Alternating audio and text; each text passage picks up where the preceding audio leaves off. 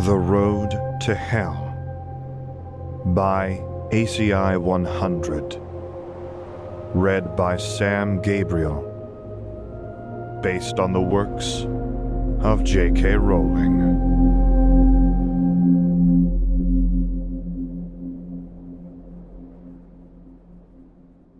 Chapter 9. The Knights of Walpurgis. Tom's short breath softened, lengthening as his heart rate calmed. Shame trickled through him, as sharp and senseless as a winter wind in midsummer. Such a foolish thing. He smothered the welling shame beneath utter calm. There is no shame in pleasure. Amidst the burning incense and metallic tang of blood, a sweet scent wafted through the room. The others agree, I see. Strands of light brown hair veiled her face when Andromeda raised her head. Heat sparked deep down, flickering around his calm shroud as she licked her lips. No distractions. Fixing the sight of shattered stones strewn across the streets of London in his mind's eye, Tom swept the hair back out of her face. That will do, my love. Only when her footsteps faded did he look around. Bodies sprawled across the carpet, or else were draped over leather sofas stitched with patterns done in varied shades of green. Beyond the tangled knots of flesh, flames rose up above a pair of blood-soaked robes resting in the brazier. A small smile tugged at the corners of his lips as blood sizzled, then faded like dawn shadows before the rising sun. A gentle yank on his robes attracted his attention. My lord, Bellatrix Lestrange whispered, is he finished? Tom reached down to where she knelt, running long fingers through her sweat-soaked curls. It was remarkable how alike she and her sister looked. It's a shame only one kept her wits. Bellatrix was sharp, but not like a knife. A knife can be carefully directed. She was more like one of those muggle chainsaws, loud, brutal, and unruly. Useful, but still a shame.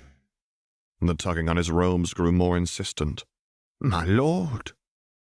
Tom flicked his fingers through her hair and she shuddered, leaning into his touch. Across the room, the flames blackened, surging up inside the brazier and consuming the silken robes. Now it is done, he whispered. A final caress sent Bella rushing back, leaving a crimson handprint pressed into the carpet between Tom's feet. Our offering has been accepted. Magnus Rosier disentangled himself from a blonde-haired daughter of House Folly. So the plans go forward? He asked. The Morrigan has spoken. All noise was snuffed out, like a single spark beneath a steel-toed boot, all but the crackling of that heatless fire. She has deemed our cause just, and so it begins. So we're really doing it? Cantankerous Knot asked. We're really going against the order?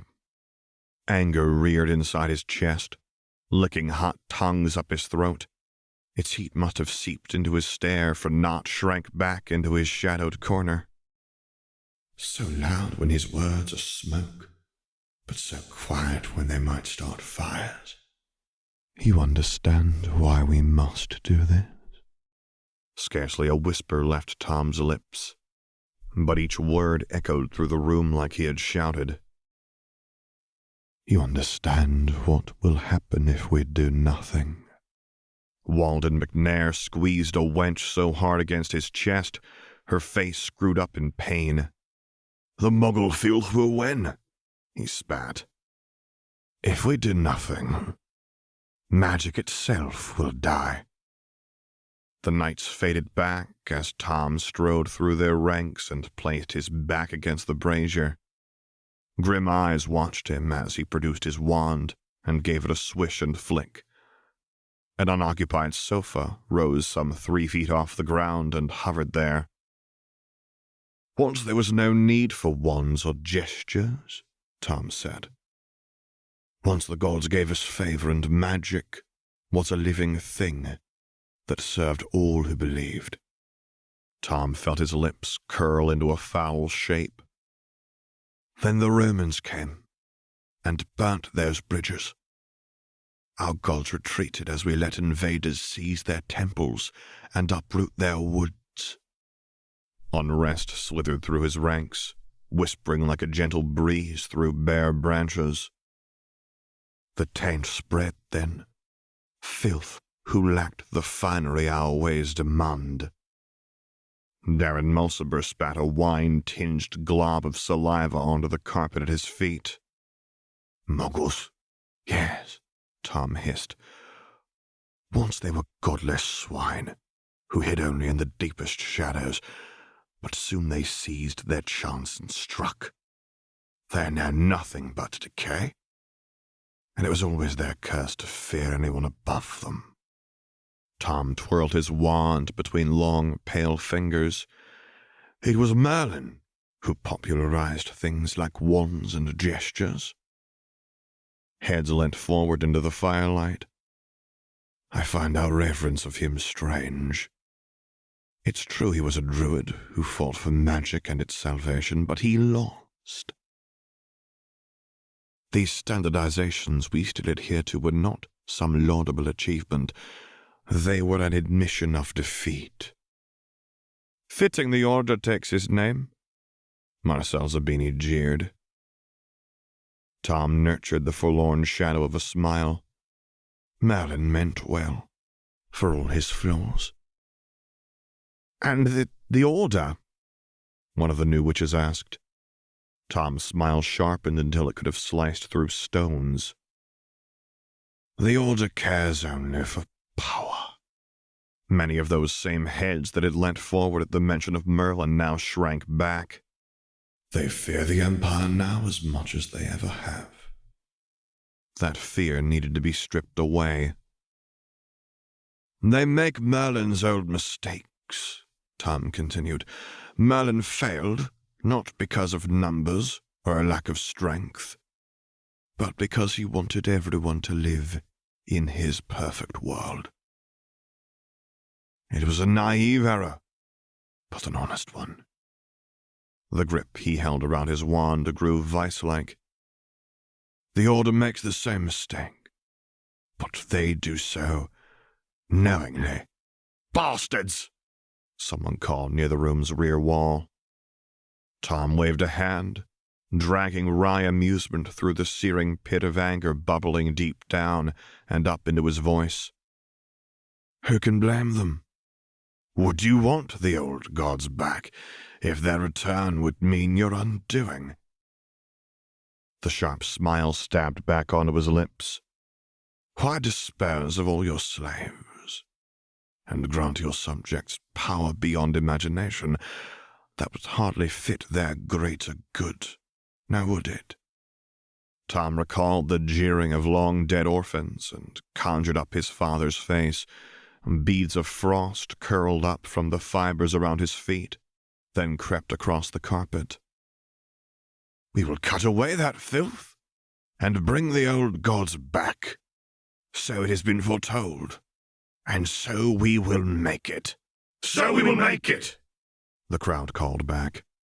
Tom rolled up his sleeve and pressed his pale forefinger against the black skull burned into his skin. Pain lanced up his arm. Beautiful pain that writhed, tingling in his neck, and was mirrored on every face around him. Tom stepped into total dark, then out onto a cobbled road lit by rows of street lamps. Bitter winds whipped his robes around him and slashed across his skin, but he ignored them and focused on the low-roofed building nestled behind a wrought-iron gate looming up ahead. 24 shadows closed ranks around him, their hoods pulled up against the cold. Tom raised his wand. Let us ease the chill. Crimson fire ate through the gate like boiling water through soft snow. A sharp, sulphurous scent joined spiraling smoke in drifting up out of the melted mound. The flames lengthened and slithered around the wards, their cackling like a dementor's rasp as the facility's defenses crumbled. His druids hurried through the melted gates. Soon the stab of shrill screams through still night air was sharper than the harshest wind. Already he could hear Bella's mad laughter ringing like high chords against the cacophonous din of noise. A soft smile spread across his face as tension ebbed out of his shoulders. And so it begins. Green light flickered along his wand's tip as he aimed it up into the cloudy darkness yawning overhead. Mors Mordra. In the description, you can find links to the author and narrator's websites. There you can find more stories that he has written and more stories that I have narrated, respectively. Also linked to our Patreon pages, which we encourage you to visit if you would like to support us. To hear this and many other stories recorded live, visit my Discord server. For discussion of the many works of the author, visit his Discord server. Special thanks to Sakiko and Athena Hope. Music by Coag. If you have enjoyed this chapter, please subscribe, like, and comment. Of all of the people mentioned in this video, only J.K. Rowling owns Harry Potter. And finally, as always, thank you for listening.